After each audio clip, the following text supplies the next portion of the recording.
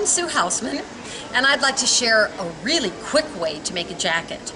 I had a little TV appearance and I needed a quick jacket, and so this I call my hour-and-a-half jacket, and I'll show you why. It's a little jacket that's finished with the trim turn technique, but it is not lined, it is underlined with a fusible tricot. This is the Tender Touch from Sulky. It's actually a stabilizer, a fusible tricot stabilizer. And what I did, I ironed this to the wrong side of the entire piece of fabric. Now, first, when you're using fusibles, steam them well over the fabric to kind of get any pre-shrinking out of them, and then don't iron. I said I ironed it on, I really didn't. I pressed it on. Press up and down, up and down, up and down. That up and down motion to put it in place. But what you've done now is underline the entire piece of jacket fabric. Beautiful hand woven. This makes it slide on really easily and gives it a really nice shape.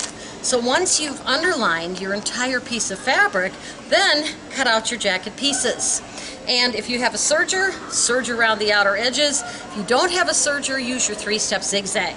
And three-step zigzag all the pieces before you start to put them together.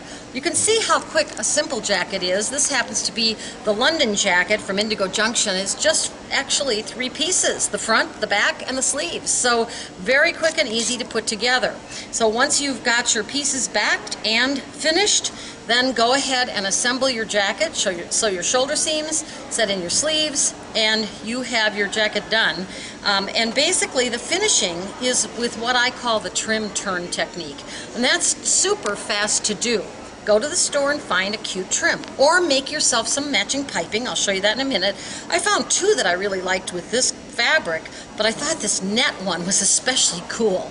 And so you simply put this on right sides together. So in other words, take the trim, lay it raw edges together, stitch it around all your outside edges, your sleeves, the end, the hem edges, and around the outside and the hem edge of the jacket, stitch it on.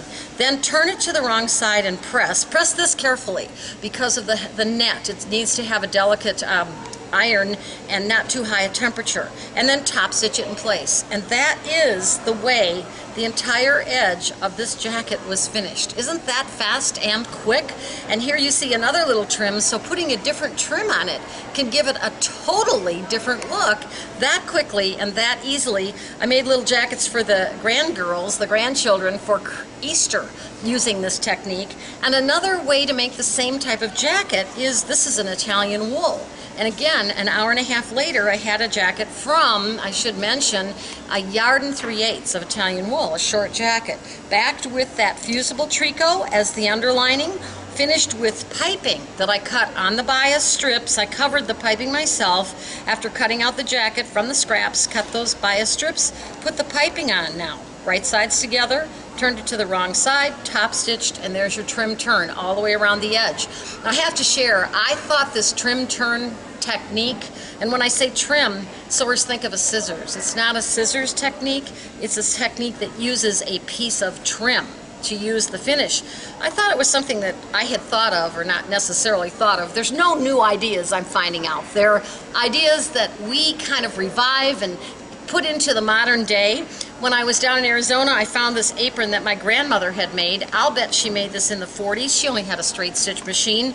Guess what? Trim turn technique. She put that rick-rack along the edges, right sides together, stitched it on, turned it under, and top stitched, and that was her finish. So nothing's new. We're just reviving it, and we're having lots of fun sewing those great things. Happy sewing to all of you.